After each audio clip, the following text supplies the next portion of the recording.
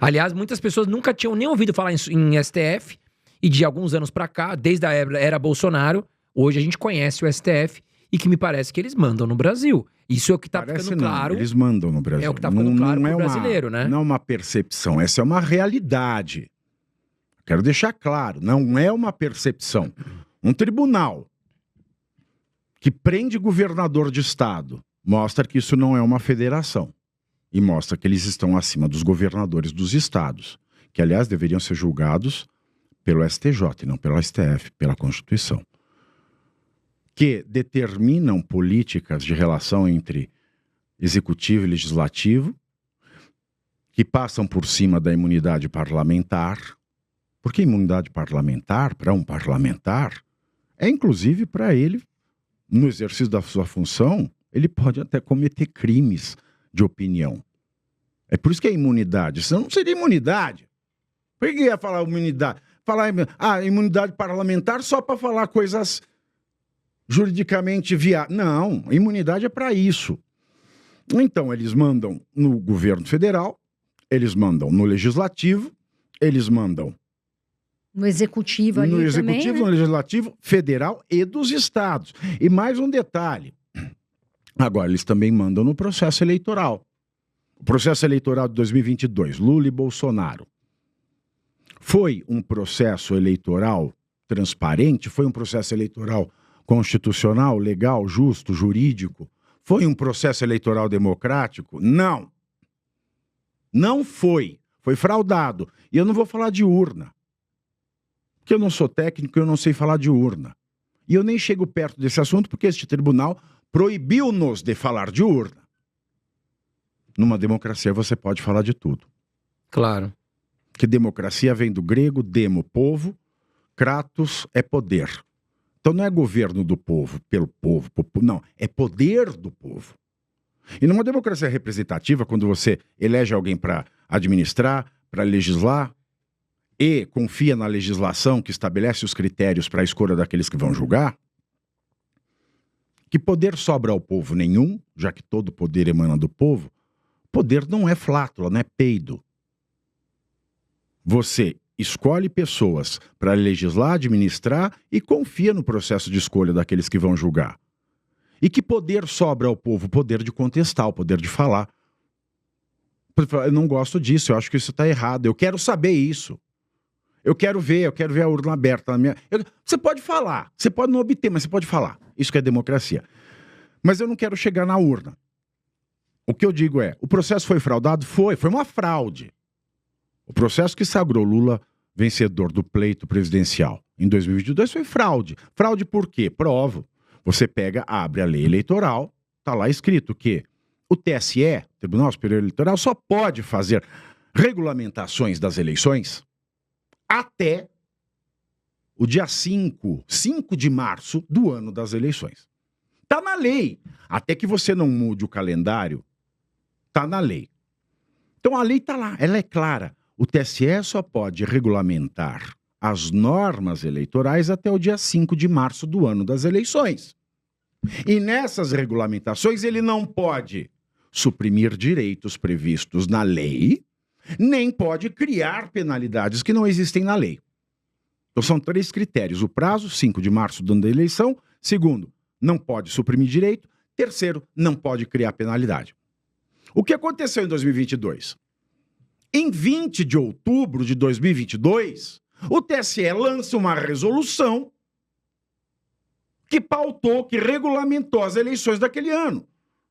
Então, ou você me comprova que 20 de outubro de 2022 vem antes de 5 de março de 2022, ou eu estou certo e eles estão errados. Eu acho que 5 de março de 2022 vem antes de 20 de outubro de 2022. Claro, com certeza. Então, é fraude. Aquela resolução foi fraude. Segundo, essa resolução, ela suprimiu direitos. Mesmo que ela tivesse sido feita no prazo, ela não poderia ter suprimido direitos. E mesmo que ela tivesse sido feita no prazo e não tivesse suprimido direitos, ela criou penalidades. Então ela é triplamente fraudulenta.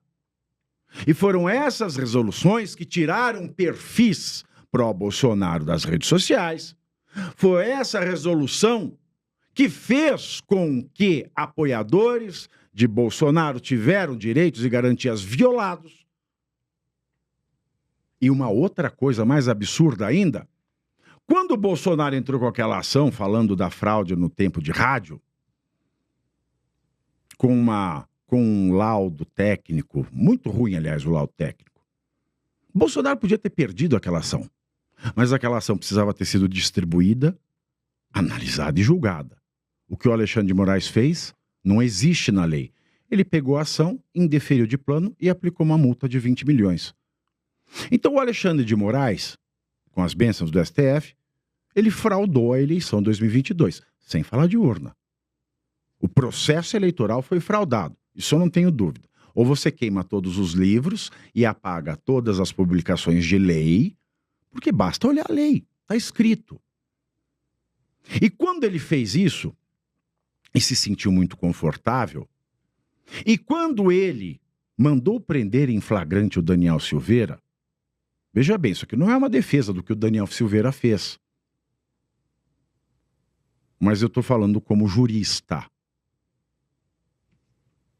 Prisão em flagrante por um vídeo na internet. É possível? Não. Flagrante só existe em 3 tipos. O primeiro é o flagrante imediato, o próprio.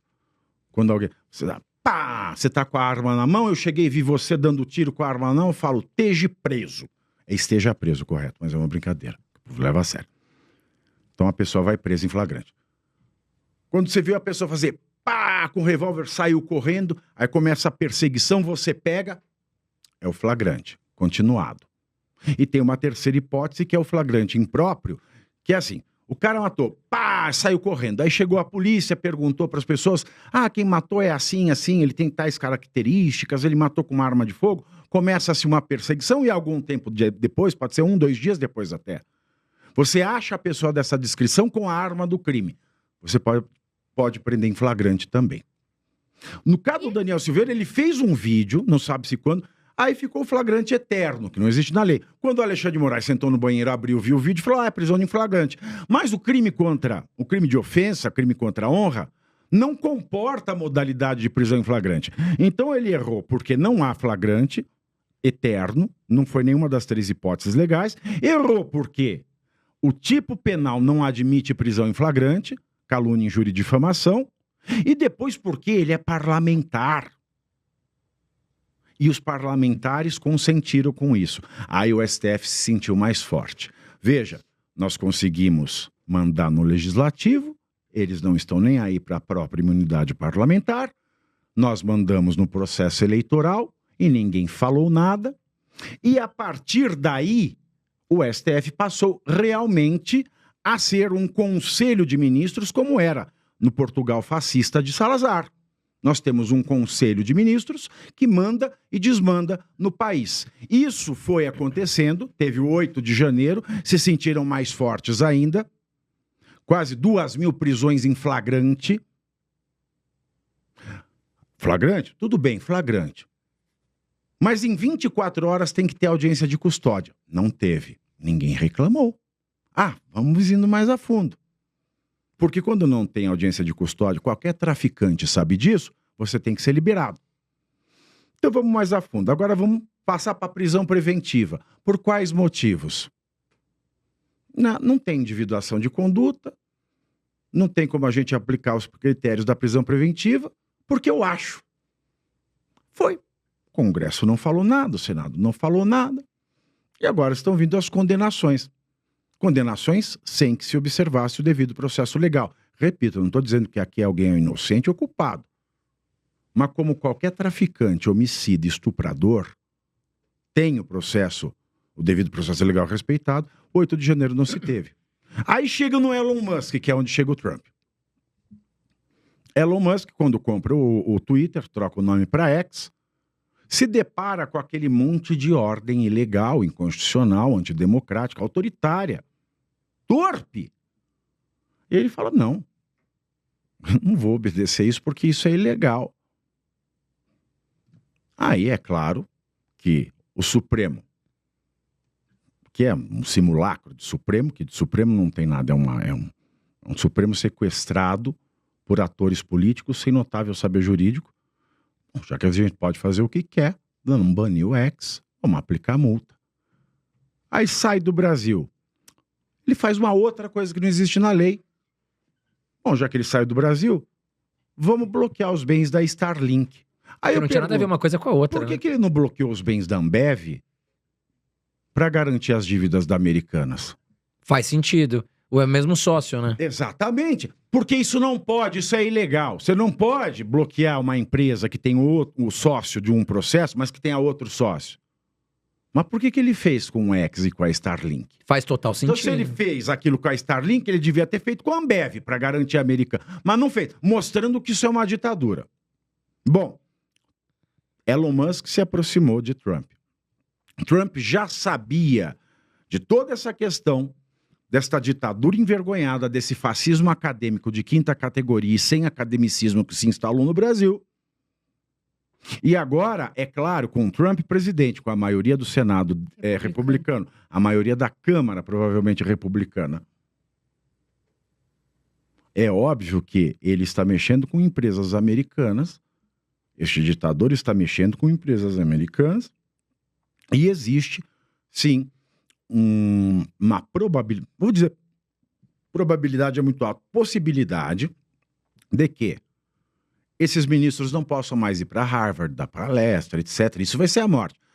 Se alguém tiver bens lá, por exemplo, eu não sei se tem, Alexandre de Moraes tem bens nos Estados Unidos, bloqueia bem, bloqueia a conta, ele é o presidente, ele tem o Senado, ele tem a Câmara.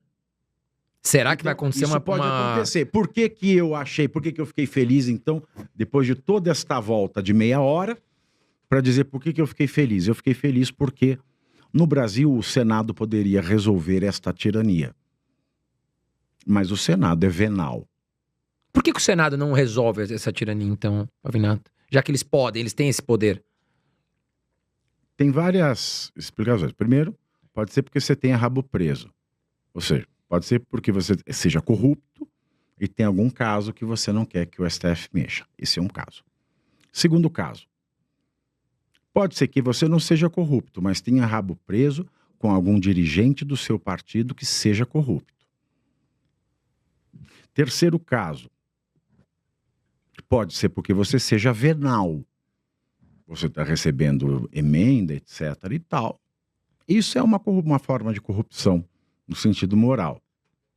Ou, por fim, porque você é desleixado mesmo, não está nem aí para briola.